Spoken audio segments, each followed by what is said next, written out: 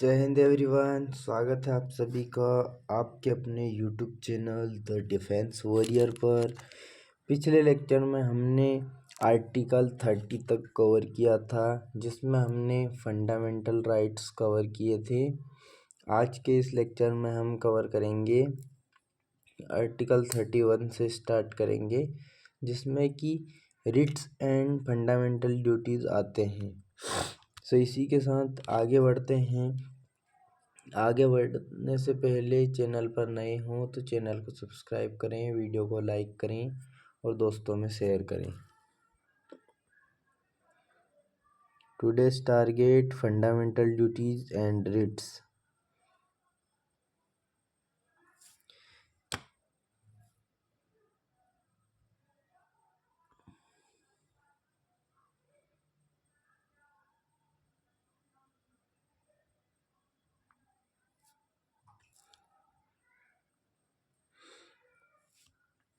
Fundamental duties, reasonable restriction of freedom of speech and expression. हमें freedom है speech और expression की। Sovereignty and integrity of India, 16th constitution amendment act.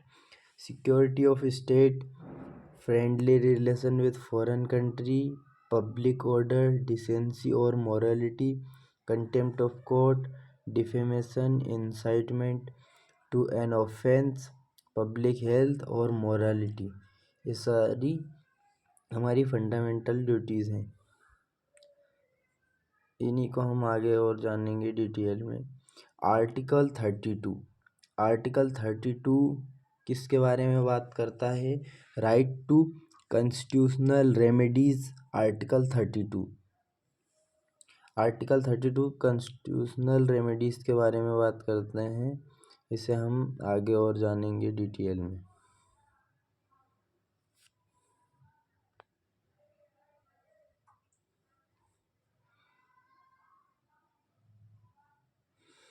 An article without this constitution would be a nullity.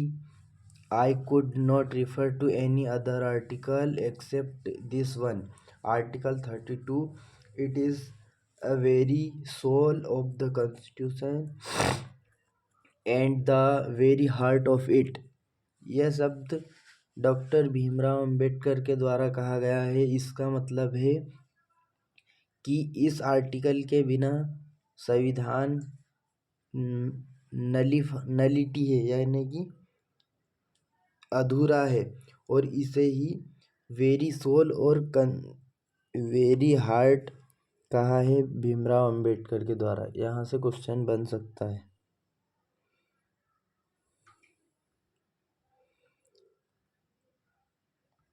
उसके बाद first option, the right to move the supreme court by appropriate proceeding for the enforcement of the right conferred by this part is guaranteed. The Supreme Court shall have power to issue direction or orders of writs, including writs in the nature of habeas corpus, mandamus, prohibition, quo warranto, and certiorari, whichever may be appropriate for the enforcement of any of the rights conferred by this part. इसमें यही बताया गया है कि supreme court के द्वारा 5 प्रकार की रिट्स जारी की जाती हैं। उनका नाम लिखा है habeas corpus, mandamus, prohibition, quo warranto and certiorari, जिन्हें हम आगे डिटेल में जानेंगे। उसके बाद थर्ड ऑप्शन है, without prejudice to the powers conferred on the supreme court by clause 1 and 2, parliament may by law empower any other court to exercise within the local limit of its jurisdiction all or any of the power exercisable by the Supreme Court under clause 2.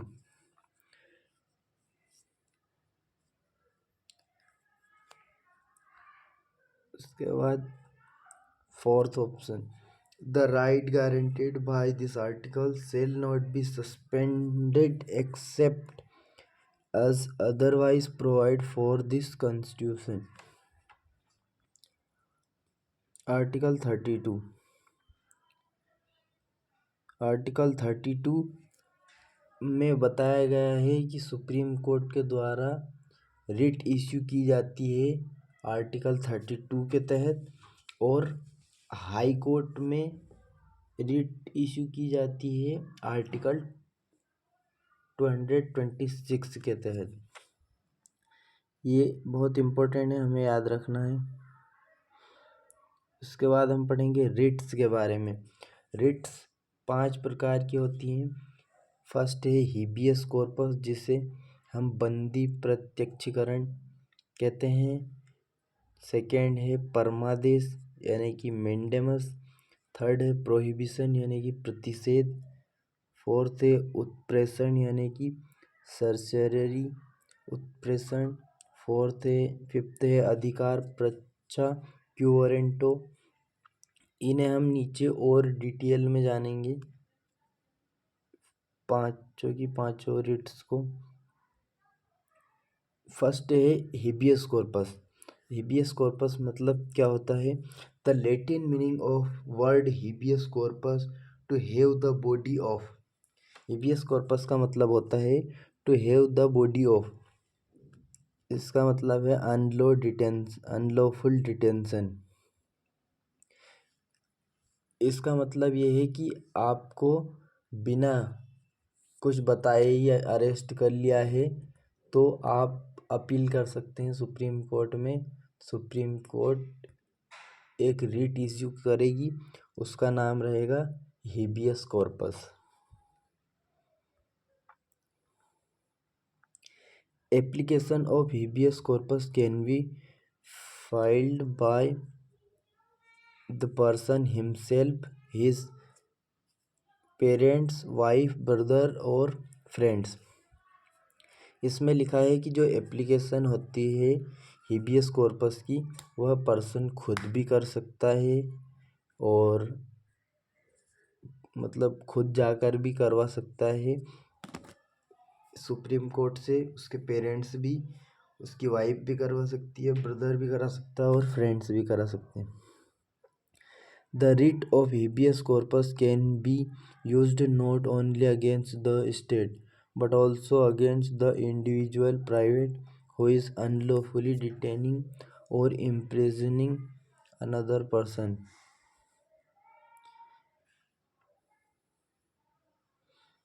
Habeas corpus individual private के खिलाफ भी की जा सकती है। Habeas corpus cannot be issued in the following cases. Habeas corpus कौन कौन से केसेस में इश्यू नहीं होती है? तो when detention in lawful, जब डिटेंशन लॉफुल किया हो।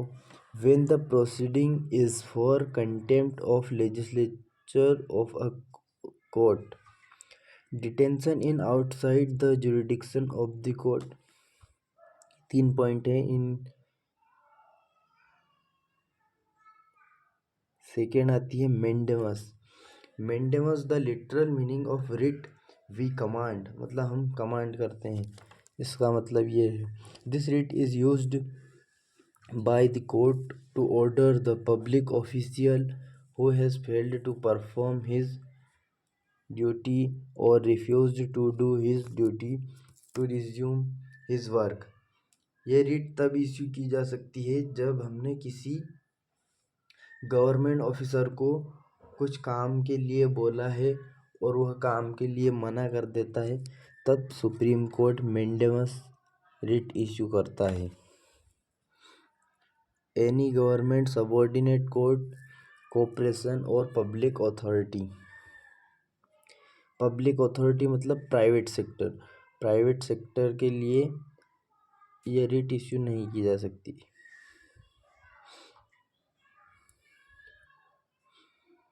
मेंडेमस, जैसा कि डायग्राम में दिखाया गया है कि ये एक गरीब आदमी है, ये आईएएस के पास गया और इसने बोला कि मेरा कुछ काम करना है और यह काम करने से मना कर दे, तो यह डायरेक्ट सुप्रीम कोर्ट में जाकर अपील कर सकता है कि जो IAS ऑफिसर है इन्होंने मेरा काम करने से मना किया है।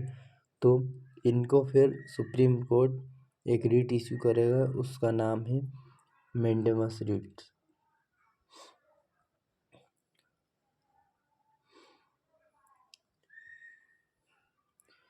इसी के साथ आगे और जानेंगे। Can not be issued against, कब इश्यू नहीं की जा सकती है मेंडेमस रिट्स, इसके बारे में हम जानें। प्राइवेट इंडिविजुअल और बॉडी और ग्रुप, प्राइवेट इंडिविजुअल के ऊपर नहीं अप्लाई की जा सकती है।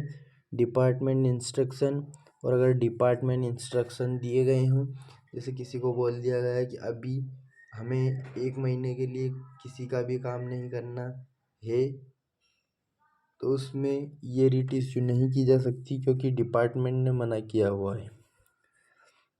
Against president and state government, और जो प्रेसिडेंट और स्टेट गवर्नर होते हैं उनके अगेंस्ट भी ये रिट इश्यू नहीं की जा सकती।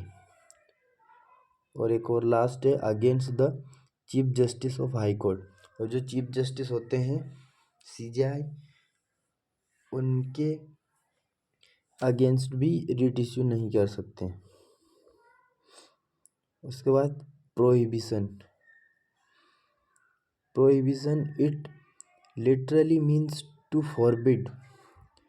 A higher court issue writ of prohibition against the lower court, prevent it from exceeding its authority or going beyond its required jurisdiction.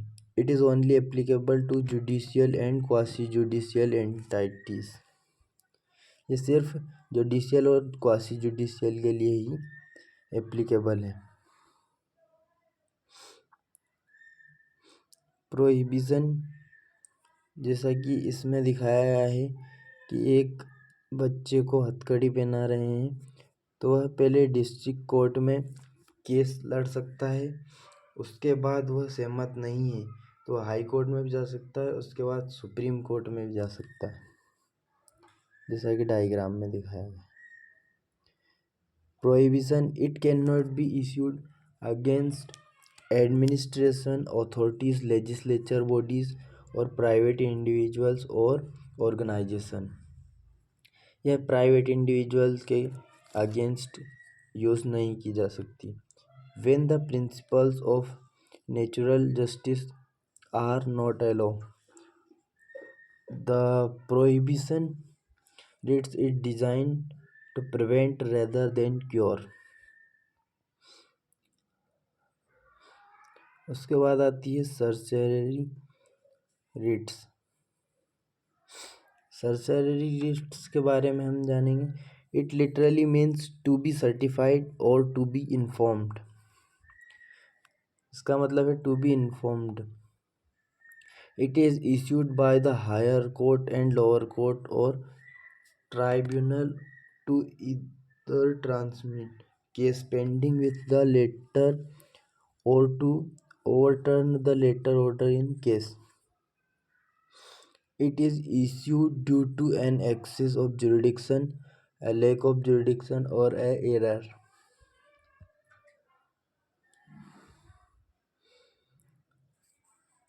इसे हमने आगे कवर कर लिया है डायग्राम में जो दिखाया है। उसके बाद certiorari, this writ issued when judgement is already given. यह रिट तब इश्यू की जाती है जब जजमेंट इज ऑलरेडी गिवन, जब जजमेंट ऑलरेडी दिया हो। Higher court can transfer the cases from the lower court. यह रिट तब इश्यू की जाती है जब केस हायर कोर्ट से लोअर कोर्ट में ट्रांसफ़र होता है तब। Certiorari can be issue against administrative authority also 1991। Previously the Ritz of certiorari could only be issued against jurisdiction and quasi-judicial authority not administrative ones. उसके बाद last writ है quo warranto, by what authority. इसका मतलब है bye what authority. जैसा कि diagram में दिखाया गया है कि यह एक कैंडिडेट है जो बहुत दिनों से मेहनत कर रहा है, और एक आदमी जो आईएएस बन के बैठा है और वह आईएएस बनने के लायक नहीं है, कहीं भी फर्जीवाड़ा करके बैठ गया है, तो उसके खिलाफ भी यह जो कैंडिडेट है वो सुप्रीम कोर्ट में याचिका दायर करके इसके खिलाफ एक रिट इश्यू करवा सकता है।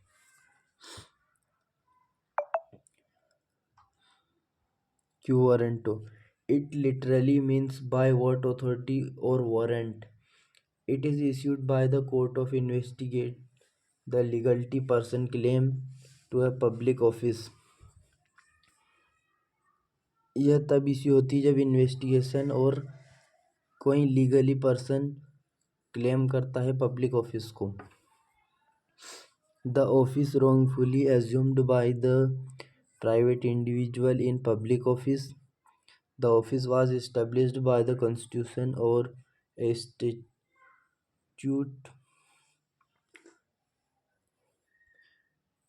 The nature of the duties arising from the office is open to the public.